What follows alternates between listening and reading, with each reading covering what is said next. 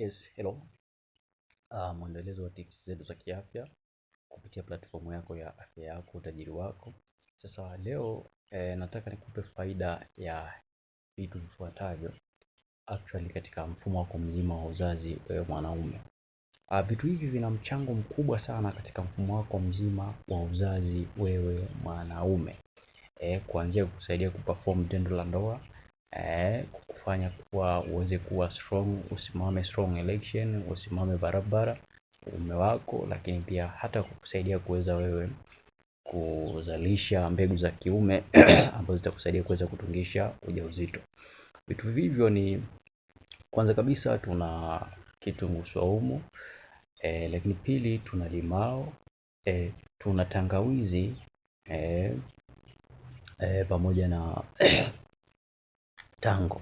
So iko namna ya kuweza kufanya hivi vitu ukavicreate vizuri kabisa, ukatumia mchanganyiko huo na ukakusaidia kukupa matokeo mazuri zaidi katika mfumo wako mzima wa uzazi mwanaume, actually katika upande wa kuperform tendo la ndoa na vitu vingine katika mfumo wako mzima wa uzazi kwa ujumla. Sasa nini unatakiwa kufanya au ufanyaje, namna how unaweza kuchanganya, lakini pia naweza nikatumia vipi? Basi tumia mawasiliano yaliyoko hapo katika clip yetu hii tuweze kukusaidia namna ya kuvichanganya au kuviandaa hivyo kwa ajili ya matumizi yako, viweze kukusaidia katika mfumo wako mzima wa uzazi wewe mwanaume.